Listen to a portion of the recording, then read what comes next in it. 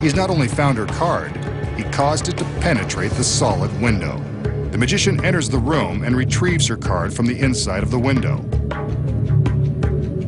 Now that is an incredible trick, and one that gives street magicians the credibility they need to get girls like this.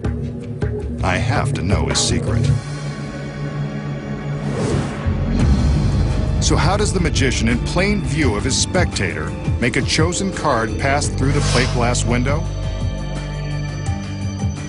Here are the secrets. The magician shows his volunteer a deck of cards and asks her to make a random selection. The first secret is that the selection isn't random at all. Before the trick began, the magician took a pair of scissors and sliced off the top of one card. This card will be his marker. Since it's now a quarter inch shorter than the rest of the cards, it will be easy to find. He places the marker in front of the card he wants the girl to select, in this case, the King of Clubs.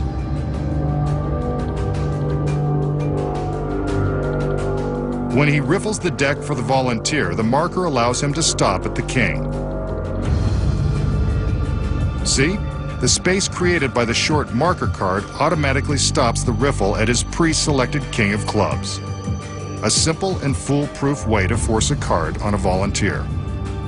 Now we know that he forces the King of Clubs on the girl, but how does he make it pass through the glass window? Making sure she takes the forced card is the first critical secret. Here's the next. Before the illusion began, the magician obtained an extra King of Clubs. One card was placed behind the short marker card. The other was handed to an accomplice, who went off to hide on the other side of the glass window. There's the accomplice, and here's how she hides.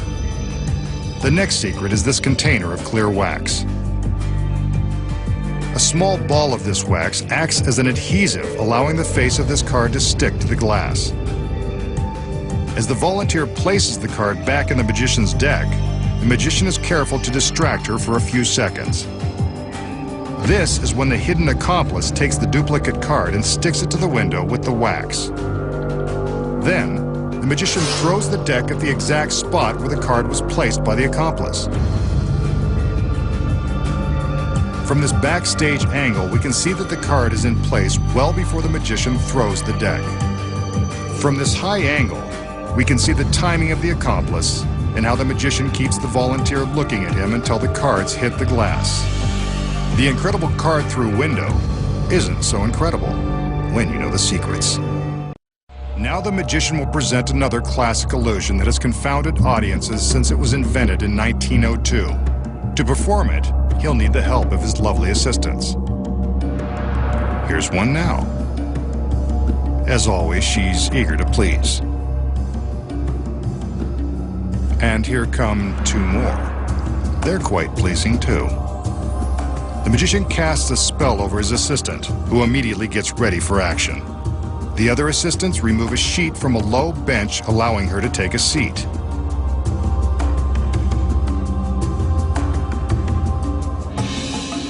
They raise the sheet as she stretches back and lies straight across the length of the bench.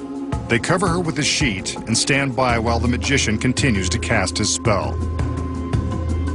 Watch. The girl is floating off the table.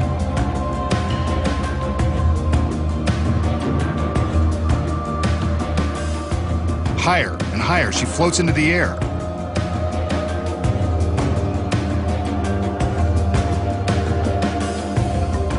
Below, the magician waves his arm to prove there's nothing supporting her.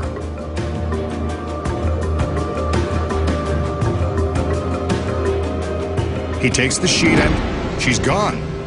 Disappeared in midair by magic. Now you know why this illusion is a classic. So, how did the magician make his assistant rise up into the air, then vanish without a trace? Here are the secrets.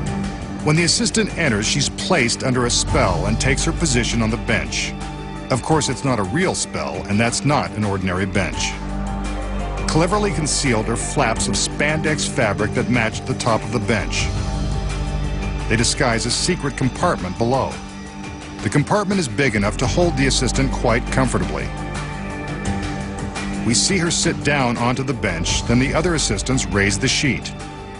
As soon as she is hidden from view, the assistant quickly slips into her secret compartment and closes the spandex flaps. From above, we can see how swiftly she gets into her concealed position. But if she's hidden inside the bench, how does it appear that she's still on top, covered by the sheet? Hidden behind the table is a fine wire body form that's bent into the shape of the reclining girl. The wire form takes the place of the assistant and is impossible to detect when covered by the sheet. Very thin black wires are attached at the head of the form and the feet. They run up to a pulley system concealed in the rafters and down to another assistant who is hidden off stage. Nice. When the sheet is raised, the assistant climbs into the bench and the offstage girl manipulates the rope. This raises the body form, which takes the place of the assistant who's supposed to be lying on the bench. With the sheet on top, no one is any the wiser. When the magician appears to be making the assistant rise, it's actually the body form under the sheet, being pulled up by the thin black wires. Even from this backstage angle, the wires are difficult to see. From above, we can see how the pulleys are raised, taking the form up with them. But with the body form suspended by wires, how does the magician make it disappear when he removes the sheet? Here's another secret. When the sheet is pulled, the form is lifted higher into the air. The careful timing of lighting and camera movement hides the body form from view. From this angle, we see it go. Making a girl levitate and vanish is simple, now that you know the secrets. Coming up next, the magician creates a bevy of beauties from thin air. And then, he attempts to break a death-defying world record without ending up in a watery grave. You won't believe how it's done. Next, the magician has an illusion for us involving this empty pedestal. As we can see, there's nothing behind, above, or below. For some reason, these tricks are always more interesting when the female assistants are around. Well, we'll have to make do with what we have here, unless the magician can help out with a little magic. He invites his male assistants to raise a large sheet on top of the pedestal. Let's see what happens. A few of those famous magical gestures, and he commands the sheet to be lowered. Presto! That's what we were waiting for, a beautiful girl from head to toe. That's one sure way to brighten up a warehouse. The sheet goes back up. Maybe he's trying for number 2. We're about to find out if he has the magic touch. He does. This trick is a real crowd pleaser. And here's a lingering shot of the girl, just to prove she's real. If she weren't, could he do this? He's good, but he's not that good. The sheet goes back up. Now let's see if the third time is the charm. Some more magical gestures are in order. And there she is. The third time is the charm, and the charming.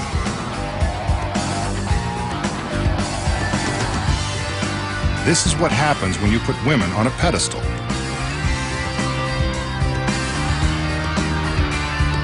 The results are amazing. So how did the magician conjure 3 beautiful women from thin air and put them on a pedestal? The secret is that he gets by with a lot of help from his friends. Beneath the stage, a small army of men are operating some complex equipment to pull off this elaborate trick.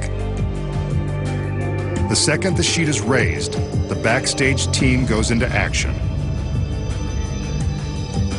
This man-powered elevator sends the woman up through a shaft to the top of the pedestal.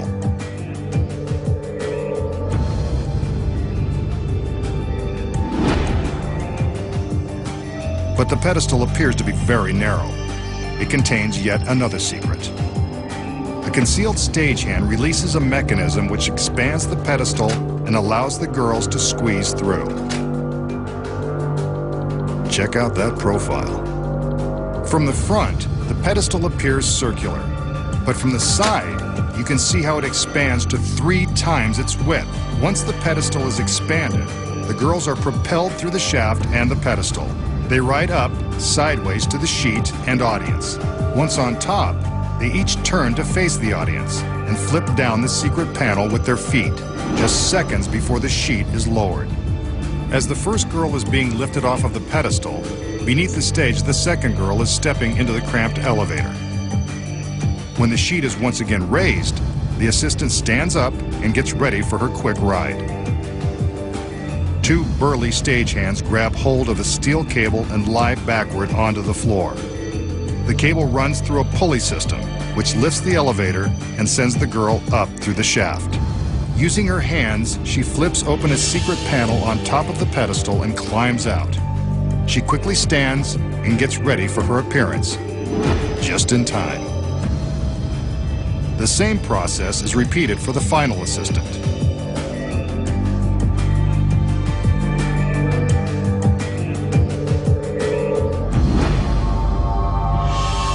What some guys won't go through just to get the girls. The magician will now show us a test of the powers of his mind. Keep an eye on the ordinary spoon in his hand. Watch as he concentrates his thoughts on the spoon. Like magic, it begins to melt, bending before our eyes. And there it is, one freshly bent spoon using no tools and no camera tricks. Just the power of mind over matter. Or is it? So did the magician use the power of his mind to cause the spoon to bend? Then prove to us that it's bent for good? Not on your life. Here are the secrets. First of all, the stem of the spoon isn't attached to the bowl. When the magician shows us the solid spoon in his hand, he's really only showing us the bowl of this already bent spoon, concealing the stem behind his fingers. He then takes a loose stem and holds it up next to the bowl, hiding the joint with his fingertips. It appears he has one solid spoon, but here we see that the real stem of the spoon is already bent down and hidden from view. He slowly releases his grip on the joint, causing the loose stem to slip down, appearing to bend. When he takes the spoon from his fingers to show off the bend, he's careful to keep the loose stem hidden inside his left hand and draws our attention to the bent spoon in his right. But we won't let him bend the truth again, now that we know his secret. The magician will now attempt to cheat death with a dramatic test of his superhuman endurance. This is the same experiment that was featured on a live nationwide television broadcast by a street magician who's known for hanging upside down, living underground, and pretending to freeze himself in a giant block of ice. The magician shows the clock